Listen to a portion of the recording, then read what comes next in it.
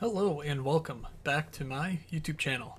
I am Matt Moody. I'm at Fake Moods on Twitter, and I am Moods in the Underdog lobby. Today we have pulled the 10 seed. I said that again. I literally thought about how last time I said the 10 seed, and the draft went really well for me. So I think I actually said the 9 seed because I was the 9th pick in that draft. But we have the 10th pick, and as you can see, the draft just started. So let's get on into things. Today, the thing that I'm going to be trying to do for you all is I'm going to try a 4-man stack. You might think, Matt, why does a 4-man stack matter? Well, someone really smart and really good at this wrote in his 2025 Best Puck Manifesto updates article, which, by the way, you can find at the link down below here, moods.beehive.com, that when I looked into it, basically when it compares to last year, 3-man stacking was definitely better when you add in an additional flex spot. The reasons I write about within this article and also in the original Best Puck Manifesto, so I won't spend too much time on those. But I also found that 4 players stacked has a huge multi-spike week peak. What do you need to win lots of money in this contest? You need to have a huge regular season, a huge round 2, a huge round 3, and definitely a huge round 4.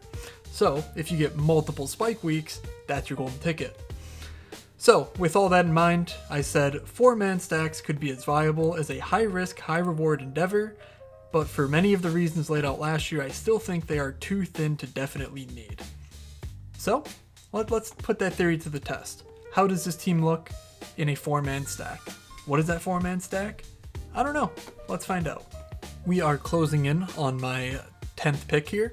And I think I could take the easy way out, and I could grab Mikko Rantanen, and then I scroll down the board a bit, and I grab Jason Robertson, because, there's already 2 guys, and I have lots of later options I really like, between Rupe Hintz and Wyatt Johnston. There's a center, and then you get a defenseman with Harley or Heiskanen. But I also think that's pretty bad practice to scroll down so far in the second round. You're basically saying, all of, at my next pick, probably Forsberg, Nylander, Marner, Reinhart, Boldy are just going to suck because there's lots of people who get 2 of, a stud first rounder, those guys, and Jason Robertson, and have, make the playoffs. So I'm not going to do that. We will find out, though, what I get at the turn here. I'm hoping to grab one of Kyle Connor or Philip Forsberg. Kyle Connor is another option that's fairly easy to stack. Because Mark Scheifele and Gabe Vilardi go quite late. There's Cole Perfetti if you miss one, and then of course Josh Morrissey has a certified lock on the power play 1. So I have no problem if the board feeds me up Kyle Connor. Forsberg is a bit more interesting because he really only has 3 relevant teammates, and 2 of them are also wingers. So that's interesting. And look, those 2 guys both go. Is Zeno gonna let me get Jack Eichel? Because he already took Jack Hughes. That's actually what I was hoping for. I was debating between Mikko Rantanen and Jack Eichel at the 110. So let's see. Yes, I do. I get to select Mr. Jack Eichel with Mikko Rantanen. And this draft is also off to a rip-roaring start. If you missed the first one, I won't spoil the surprise, but I got a very, I think, an interesting build because I got a first rounder to fall to me at the 9th pick. That doesn't usually show up there. So that was a nice little boost of energy right off the bat in that draft. You hear that the first round has played out pretty much standard. I would say Kyle Connor over someone like Eichel is really the only surprise, but that's not overly surprising. I think kind of interesting. Tom here going Cale Makar, Andrei Vasilevsky off the rip. Vasi most certainly goes later second in most drafts, if not in the 3rd round. So an interesting build to start there, but otherwise pretty much status quo across the board. No shenanigans, which we do love to see, because I would hate to post a draft that gets thrown out the next day. As we approach my 3rd round pick here, again, we can see the board has pretty much shaped up as expected. I don't have a clear target as far as stacking goes with Jack Eichel here, of course. Jason Robertson went early in the 3rd round, so nothing there. That does give me quite a few options. I could try to go for Cole Caulfield and Nick Suzuki. I, of course, could just wait for Jack Eichel's teammates in Dorofeyev, Theodore, Mark Stone, some combination of them. But I am going to go ahead and grab Cole Caulfield here. I'm not overly confident that I get the Vegas stack that I feel totally confident in. You know, like I don't feel great about any wingers that aren't Marner besides Dorofeyev, just for rates reasons. And without Robertson, I do think the options after Rantanen are a bit thin on the wing.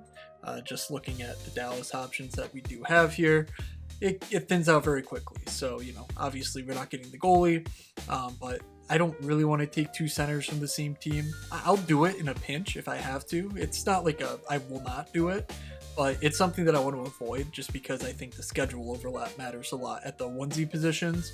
And of course, why I say it matters, you know, I'm willing to do it is because I think it matters less than it did in years past, where you could only start at max 2 of your centers, who historically are your best performing players.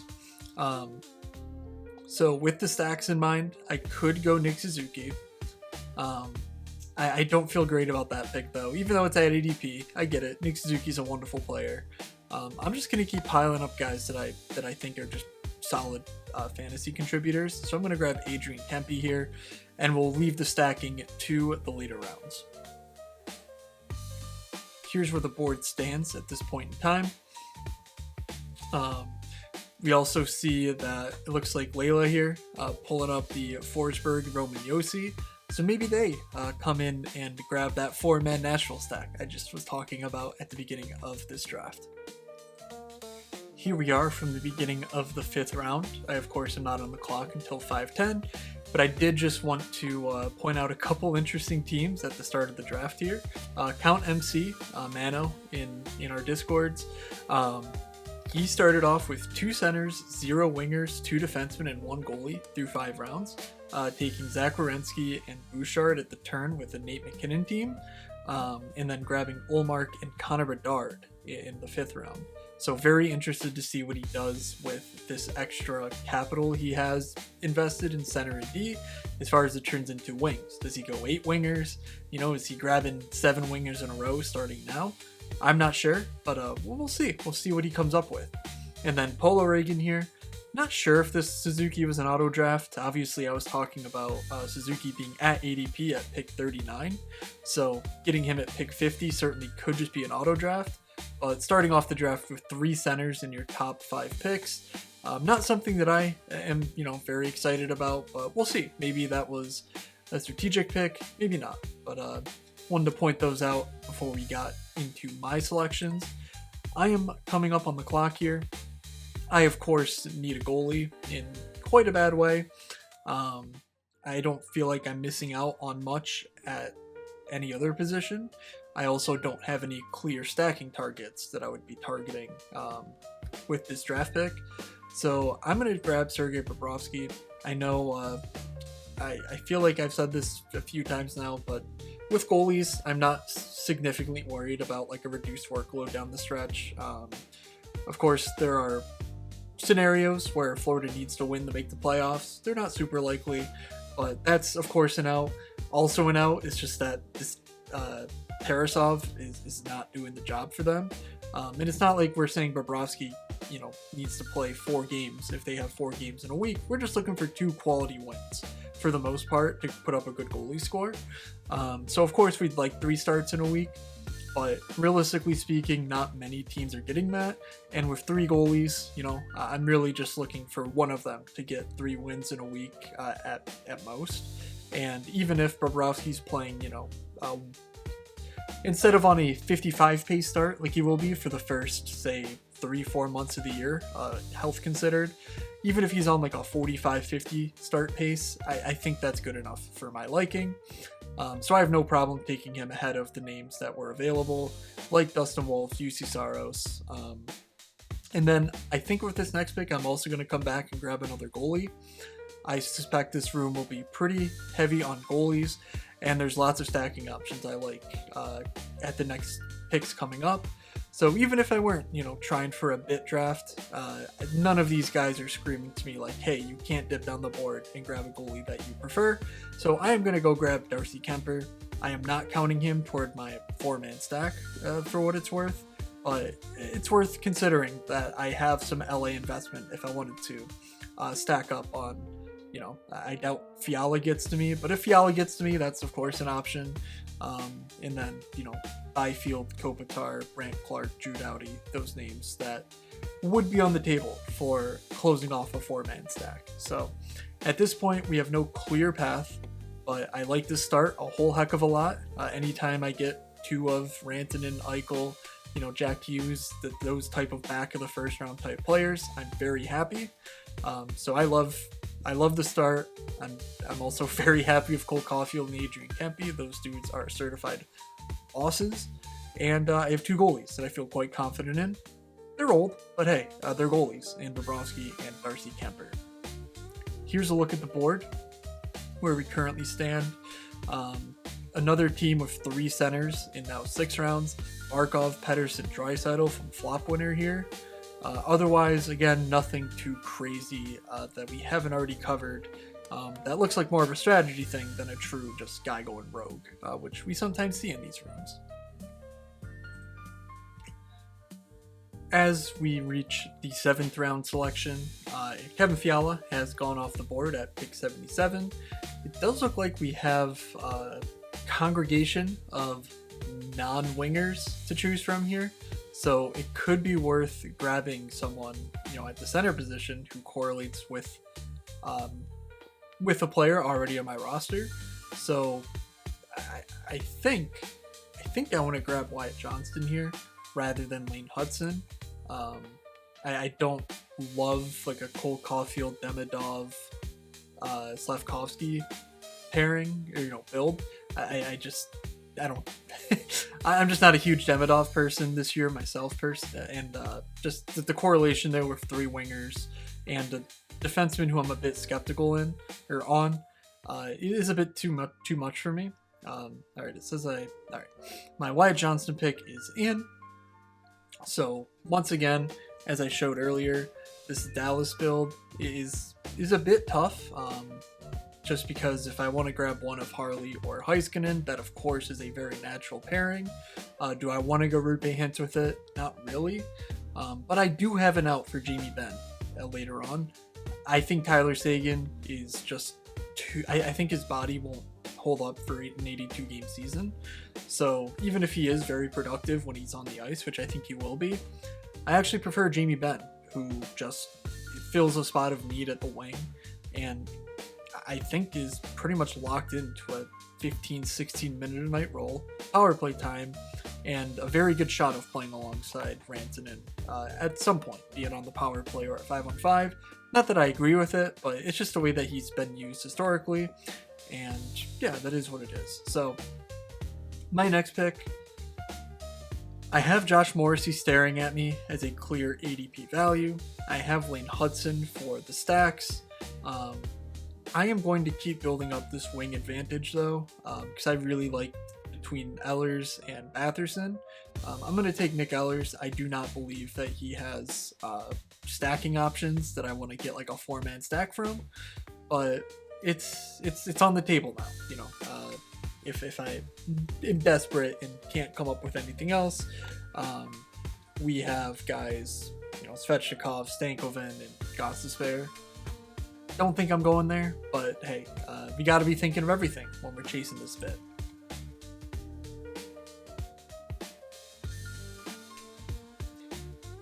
Just checking in on some of our old friends, we see Count MC did what we expected, grabbed 2 wingers in Timo and Hyman as his first 2 wing selections. Polo Reagan grabs Hill and Tuck, so not drafting any more centers, at least through round 6 and 7. And then flop winner here, we talked about him grabbing 3 centers in 6 rounds, goes 7 and 8 with Markstrom and Josh Morrissey. So again, we're keeping on the rails here in this draft. No one's going completely insane, and you do love to see that. All right, pick 9-10 coming up here. Dorify just went off the board, meaning Jack Eichel, clear stacking target, not going to make it to me. Harley, Heiskanen, Rupe Hintz are still out there. Something I was considering, that with the wing strength that I've accumulated on this team with Rantanen, Caulfield, Kempe, and Ehlers, who I believe are going to be 4 scoring wingers on really good teams this year, I can actually get away with taking 4 centers on this team, no problem. So I think I'm going to target that. I do not believe Layla or Zdeno are going to be targeting Rupe Hintz here at the turn, whereas I think Harley would be in danger. So while I would be totally fine taking Miro if it came down to it, I'm going to try and push it and go for Rupe.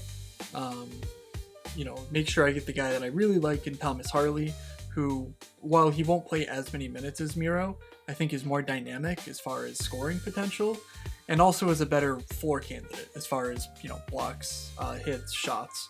So just like that, Rupe Hintz does make it back to us, meaning that no matter where Mikko Rantanen is on the ice, his center is going to be on the ice with him for my team. I do like that. I grabbed Thomas Harley as well to sort of anchor my defense room. Ideally, I'm able to get one of Chychrun, Montour. I'm almost certain Theodore will be gone before my next pick here, to sort of give me like that second banger as far as like scoring is concerned. I would be fine taking a Seth Jones, McAvoy, Riley, Eric Carlson that is. But after that, the position falls off a whole lot, and I don't want to be dependent on 2 of those guys for my D scoring. Defense is, I believe, the least important position in Best Buck. There's just frankly not a ton of separation between, not the top tier. Obviously, Cale Makar and Quinn Hughes to some extent are very unassailable at the top of the position, but you're far more likely to see guys like Zach Werenski at that position than you are, center or wing, where there's just so many superstars in the league that it's really hard, to find a guy who's being drafted at the 30th of their position become, the 5th best at said position. Versus, we did see that with that Zach Werenski. Maybe not quite 30th, but he was definitely going, D20-ish last year. So with 11 picks to go, we see the first of my targets going off the board in Jake Chychrun.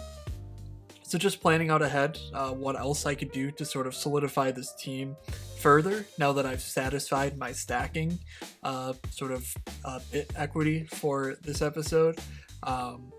Andrei Svechnikov is an option with Nick Ehlers. I don't think they're likely to play together at 5-on-5, so that's not a strong target of mine. Slavkovsky is an option. That's going to be a very likely stacking partner for Cole Caulfield, so I do like that option as well. And then otherwise, I could try to grab a goalie. Spencer Knight, Askarov are the 2 guys on the screen that you see here, who I believe are not unquestioned starters. There's certainly things they could do to lose the job if they were bad. But I think they're very close to being, 1As, even though they're on bad teams. I do not believe, Kochetkov, Joey Wall, Jack Greaves is super likely to be a 1A. It's possible that they are, but I believe that it's likely that Knight and Askarov are. So that is who I am looking for as my pick comes up in 7 selections. All right, we are closing in on pick 130 here in round 11 for me. Tom and DWK both have 2 defensemen already. I do wonder if Shea Theodore sneaks right back around for me and makes this absolute home run of a draft so far. Come on, DWK, do the thing for me. You know you want that Frankfurt Toronto action in your life. Oh, my guy. I love it. Shea Theodore. 15 spots after ADP. Second episode in a row, I believe. Yeah, I did the woo last time as well. I think it was for Tom Wilson. This time for a guy who's a Moods original. Shea Theodore, been my guy since day one. Welcome to the squad. Thank you for your services. Svechnikov goes, meaning Slavkovsky is a clear candidate. Again, another value pick if he does slide to me here.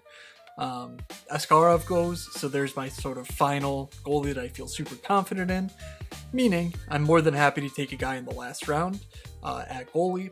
So let's grab Slafkovsky with Montour off the board, and I would say this was a very successful 11-12 turn. My draft so far: Nico Rantanen, Jack Eichel, Cole Caulfield, Adrian Kempe, Sergei Bobrovsky, Darcy Kemper, Wyatt Johnston, Nick Ehlers, Thomas Harley, Rupe Hintz, Shea Theodore, and Uri Slafkovsky. Yeah, I mean, 10 out of 10 right there. I'm very pleased with how this went. And even though I reached a little bit on Dallas stuff, it wasn't really bad value ADP wise. It just feels like a reach structurally that I did the reaching. So once again, very, very pleased with how this team has turned out so far. Here we go, back on the clock. Rather interesting. Seth Jones, ADP 133, falls to me at pick 154. I only have 2 defensemen, and like I was saying earlier, I'm happy to take Erik Karlsson, but I'm just going to take the ADP value in Seth Jones. There's nothing obvious here that I would like to do with this selection. If it were up to me, I would have gotten Tyler Toffoli here, who went a few picks ahead of me. But that's sort of a very clear option in this range that I just feel really good about having both standalone sort of value, as far as just you can plug them in and they are very feasible. You know, they're shooting, they're getting points, they're in a good role on probably a good line with Mac and Celebrini there in San Jose. But also it has a lot of upside. You know, Tyler Toffoli could be riding shotgun with, you know, an ascendant top 5 NHL player that we think of as a clear first round target next year. That's not really what I believe, but it's at least within the range of possibilities versus, you know, a guy like Brad Marchand, right around him ADP wise. It's almost impossible for him to be a line 1, power play 1 contributor for his team, just given the options blocking him. And so there's sort of a capped ceiling to him that I don't necessarily see with Tyler Toffoli. Yeah, wing is certainly drying up.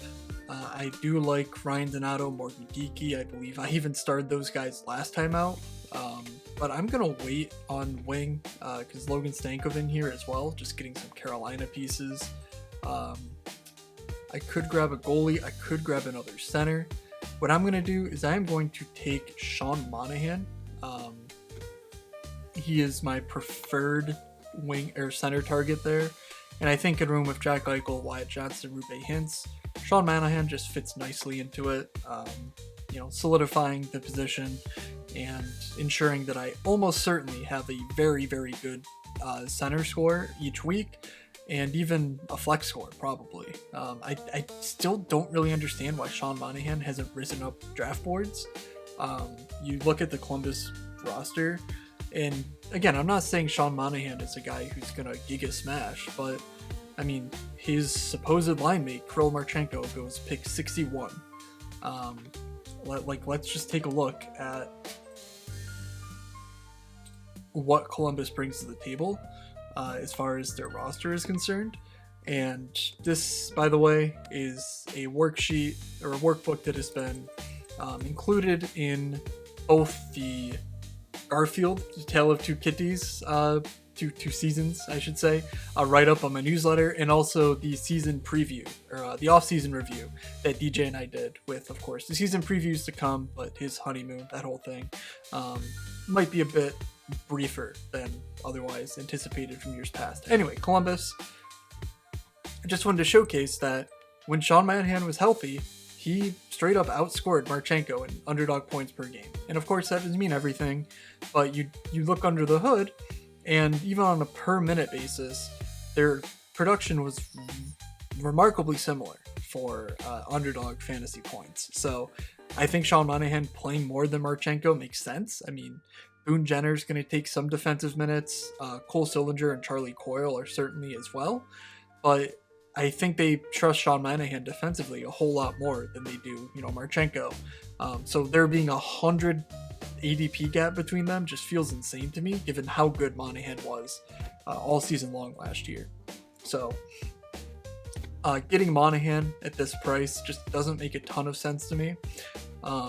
But frankly, you know, I could even be sold on Voronkov, Kent Johnson, Boone Jenner. Like, I have no interest in Marchenko at that price. But if you do have Marchenko in that price, then you should absolutely be jamming the button on, you know, the guys I just mentioned, Monahan, Johnson, Boone Jenner. With that aside, out of the way, I am now almost back on the clock for my final 2 selections. Just want to point out, Count MC here did exactly what we were expecting, going 7 wings very quickly after we called out the center start that he had. So let's see, with me on the board, Ryan Donato is still there, so I do love to see that. And then, of course, the goalie that I mentioned. So congratulations to Anders Nielsen's mother for getting an Underdog account. Hope he's doing well, and thanks for playing. I'm going to grab Donato here, though, and then if I grab one of Tristan Jarry or Cam Talbot, I would be okay with that. You know, you hear the questioning in my voice. Not the best position to be left with at goalie, but that's why I grabbed 2 really early guys in Bobrovsky and Kemper, because I feel very confident in their roles, and that even if I do kind of whiff at the position, I can withstand it. You know, if I totally whiff, if Tristan Jarry spends half a season in the AHL, that won't happen though, right? Like, that couldn't possibly be the case. I'm a little bit screwed, but hey, I have 2 guys that are hopefully going back and forth and ping-ponging a bit to make up for my loss of a 3rd viable goalie. And then I don't think I'm going to need to use Cam Talbot, but that's a guy where I'm just not confident that John Gibson's a 50-start guy in this league. So even if Talbot's a 42, you know, 40 to 42 starts guy, they're a true split down the middle, I think that's a win for being undrafted. And then with Gibson's history, I just think there's very good possibility that Cam Talbot's manning the net for long stretches of time, and they're a team that hasn't really shown much aversion to using different goalies. But anyway, Tristan Jarry is still there for me. I do feel quite confident that he's the starter in Pittsburgh. For how long? I don't know. But does he get traded? You know, all that stuff. It's up in the air, but we'll take it. So where does that leave us? That leaves us with a 4-6-3-3. Mikko Rantanen, Jack Eichel, Cole Caulfield, Adrian Kempe, Sergei Bobrovsky, Darcy Kemper, Wyatt Johnston, stacked of Mikko Rantanen, Nick Ehlers, Thomas Harley, stacked with Wyatt Johnston and Mikko Rantanen, Rupe Hintz, stacked of all the Dallas guys I just listed out, Shea Theodore, stacked of Jack Eichel, Jari Slafkovsky, stacked of Cole Caulfield, Seth Jones, Sean Monahan, Ryan Donato, and Tristan Jarry. Once again, very happy with that build. Let's take a quick look across the rest of the board here. This Count MC team, love to learn from him. He goes McKinnon, Werenski, Bouchard, stops at 2 defensemen, Ullmark, Bedard, Timo Meier, Zach Hyman, Jeremy Swayman, Dylan Holloway, John Gibson, Val Nichushkin, Gabe Landeskog, William Eklund, Shane Wright, Alex Lafreniere, and 16th round pickup coming. The wing room, just reading them very specifically, Timo, Hyman, Holloway, Nichushkin, Landeskog, Eklund, Lafreniere. I'm guessing he goes with an 8th winger here just to try and shore that up a bit. But that's sort of my fear when doing these drafts. And earlier in the draft season, I didn't quite, realize how much wings still fell off. And so the extra flex helps, but you still got to start 2 wings every week. So I would love to have at least 1 true build around, which Timo's very close to. Hyman, I don't think is, especially because you bet on McKinnon over McDavid. Not to say that they both can't Giga Smash because this is the NHL, but just not a guy that I'm like, oh yeah, if I took Zach Hyman, I'm feeling great about him week in, week out. Mano is one of the best to do it. So certainly going to learn from him and take away into future drafts. Polo Reagan, pulling something similar, but with Lane Hudson and Zeev Buium as his only 2 defensemen. I can't say I'm pro doing that. In fact, I'm anti doing that. I think you're punting a position in a way that you're not with Werenski and Bouchard as your 2 defensemen. So that is a major concern to me. McCurds drafts a very standard, very solid 4-6-3-3. Ryan Leonard, an interesting selection. There was some chatter in our Discord the other day about how Connor McMichael was quoted as probably being the 3C to start the year, meaning Ryan Leonard has a very real top 6 potential in Washington this year. And if that's the case, he's the guy who profiles with massive rates right out of the chute. Shoot. He's gonna shoot a lot, and he's gonna hit. He's exactly the sort of guy that you want to take flyers on if we get good confirmation of a role. So I like what McCurds is doing there. Mimsy, 4-6-3-3 without too much fancy going on here. Looks like an uncorrelated Mark Stone with Hurdle. I'm totally fine with that. I think Mark Stone and Hurdle are likely to play together, if not certain to play together this year, with Eichel and Marner probably being the new Vogue top line in Vegas. So there we go. I like Kitties. 3-7-3-3, starting with Pasta and Boldy. This team also makes a lot of sense. Grabbing the Carter Hart bet. We have no confirmation, but every week it seems like something's coming up that Carter Hart is more and more likely to sign somewhere. Flop winner, 3-6-3-4, grabbing 4 goalies, starting with Jake Markstrom, and then Kochetkov, Joey Wall, Kevin Lankinen. So basically 2 backups and a guy in Kochetkov who I think is literally never going to get 3 starts in a week. We can't ever truly say never, but it is interesting in Carolina just how much they are against sort of riding a guy into the ground in net. Is that a factor of them having Freddie Anderson? Possibly, but I like to look at it as they have a bunch of nerds who do the nerd things and have found that basically running a goalie into the ground in the regular season hurts you in the playoffs. So if I trust anyone to know about playoff success, it's the Carolina Hurricanes. Cowboys, 5 rings, or Cowboys rings. I actually don't know what that's supposed to mean.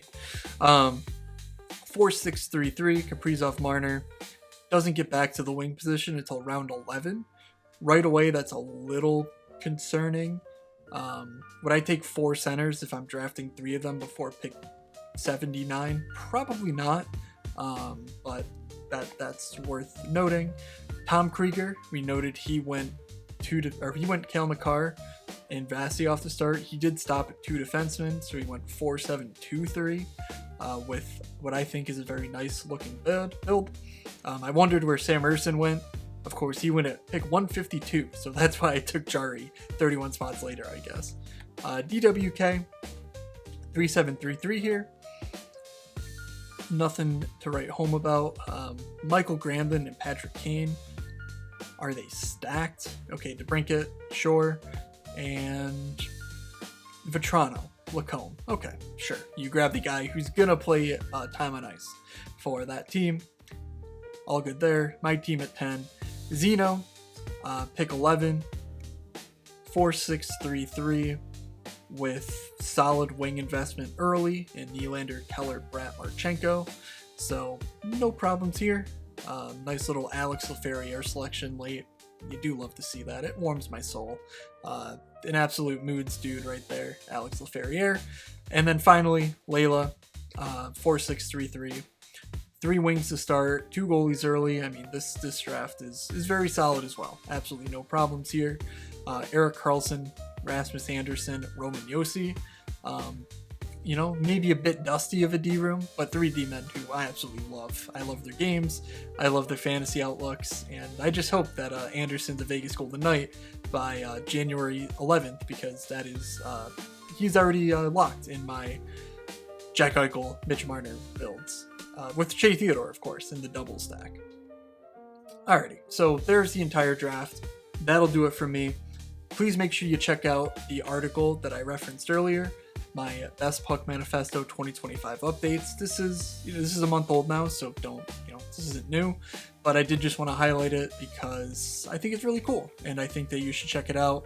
I will try to do other videos touching on other aspects that I covered in this article, And also, while you're there, make sure you subscribe. You can literally just hit the button. You can go to the homepage, give me your email. I won't do anything with it. I don't know what to do with it. I would love to do something with it. I don't know what to do with it.